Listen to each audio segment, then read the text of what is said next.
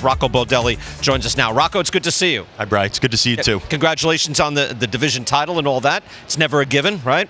Nothing's a given in this game. Honestly, anytime you have a nice year and you have some of the success you're looking for and watch your players play well, you go to bed feeling good and you go into the offseason feeling like you accomplished something. I remember, just as long as it's in my head now before it'll just leave, I remember looking, pretty early in the season and seeing, hey, the Twins lead the league in strikeout rate. So tell me what went into that. How did that happen? Because, again, historically, the Twins were not known for that. Right. Well, I think our guys did a great job of selecting some players, giving them to us. They had great stuff. I mean, our players go out there and attack with big fastballs and good breaking balls. And our guys went out there and executed really, really well. But our front office did a good job of giving us some good players to work with and guys that they were willing to make adjustments. They were willing to go out there and change some of the things they did. Started with Pablo Lopez and Sonny Gray, and then the rest of our staff kind of fell in line with those guys and did a fantastic job. But those guys, they look a little different now than maybe they looked last year or the year before, and that willingness to change a little bit and switch it up and add to what they do, I think helped them. Rocco, this might be a misinterpreted observation, but you're like one of the most patient managers in the game, and you're definitely our player manager. But something changed last year when your club was underperforming. I thought within you, and I don't know what the dynamic was that took place after that, but your club started playing up to the potential that it had.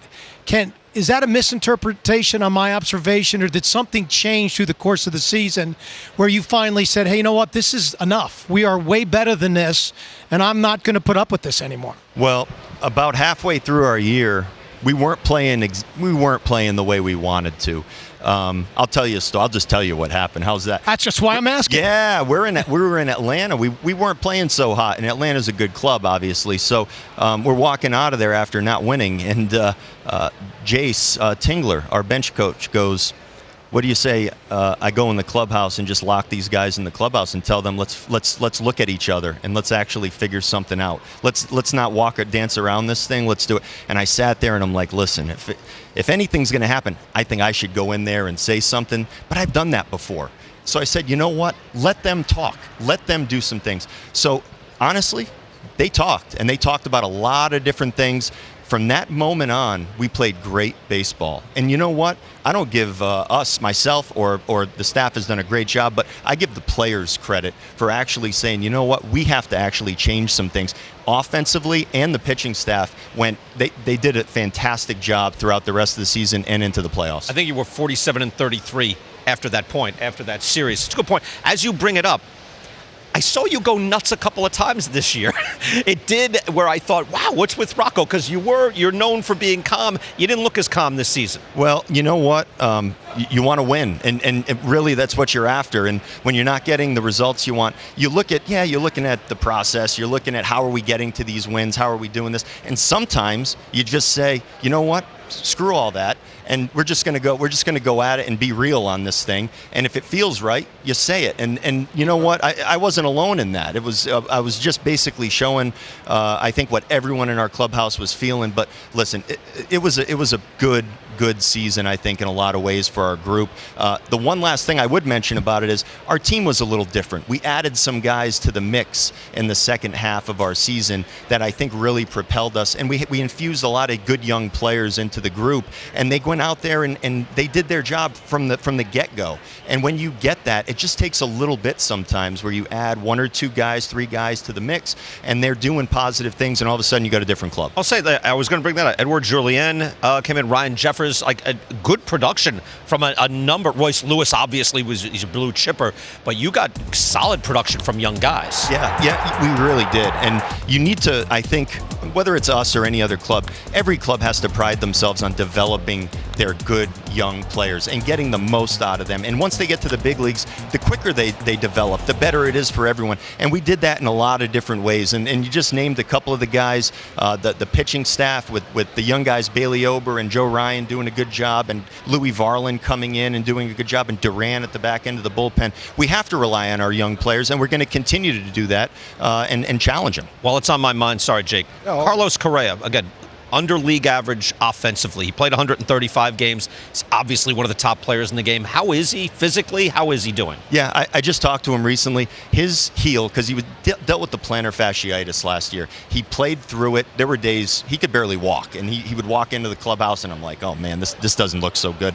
And then he's out there and he's playing. So we knew that there were things he was not going to be capable of, but it's funny when you get to the playoffs and you look up and see what the guy does, he's pretty amazing. And intelligence-wise and the different ways that he approaches all aspects of the game, he definitely is next level in doing things that not every guy is doing. Okay, that's good to know. He was that hurt this year. He was hurting, okay. and I think a lot of that the production that you mentioned is due to that. That's the way that I'm looking at it right now. Okay. Just from watching from afar, it didn't look like he was sitting down in between innings trying to stay loose. Another guy, Byron Buxton, such a talent, and I've heard you just go on and on about what you've seen and talent-wise. What's it like to have just your hamstrung on getting him out there? What's the plan moving forward and getting the most out of such a talented individual? Well, there's no one with more ability, nobody more talented, nobody that works as hard. I mean, he does everything he could do. He just had a procedure. The procedure went well. I've actually just gotten some video of him moving around. It doesn't get any more dynamic. Every aspect of the game, this guy is literally at the top of the charts, and the other players feed off of him in so many different ways. So we anticipate him being ready to go, but we're going to keep monitoring him, but he should be ready to go. Well, does that mean he'll jump out and play center field? Yeah. I mean, I think that's a good way of looking at it. I mean, he's still a young man. I think if we get him into a good physical spot, that's where he's going to fit. Center field. Had three guys ready to jump at that question. Yeah, because that's the follow-up, right? Because right, he's this dynamic, fast player, but you did DH him last year, just trying to keep him in the batter's box at least. Yeah, that was something that we were figuring that out on the go. We went into spring training. We realized that he wasn't going to play in the outfield regularly. We want his bat in the lineup, but I think going into this year, he is going to be in a better spot physically for having gone through the process and the procedure that he just got done. You and your wife had a blessed event, correct? We did. We had twins. Twins. How is that? How is that going? It's going great. Is it? It's going great. How old are the babies? She's working a lot harder than me right now. I promise. Your you. wife? Yes. My wife is. Yes. How old are they? I'm sleep deprived, so I'm not sure how old they are at this moment. they're 2.5 months old, and they're not old enough to take care of themselves. No. They're not. So you're yet. not telling her where you're going to dinner tonight, are you? You're going to make sure. Honey, I'm in the room. I'm locked up. I'm not going out anywhere. I'm going from in front of these cameras to probably FaceTiming her and seeing what's going on at the house in about 2 minutes. Maybe getting some sleep. Right. So if they're 2.5 months, you haven't slept too much. Is easy to say, right? More than her. More than her, but not too much. You know what? When you're not playing anymore, you don't have to sleep anymore. You don't have to. Let the players sleep. That's right. Wait, boy and a girl, boys, girls, where? 2 boys, and our oldest is a girl, Louisa. Wow. Congratulations. Thank you, Brian. That's wonderful. You get to see them now a little bit and then talk a little baseball. Congrats and best of luck this year. Thanks so much. Thank you. Rocco Baldelli there.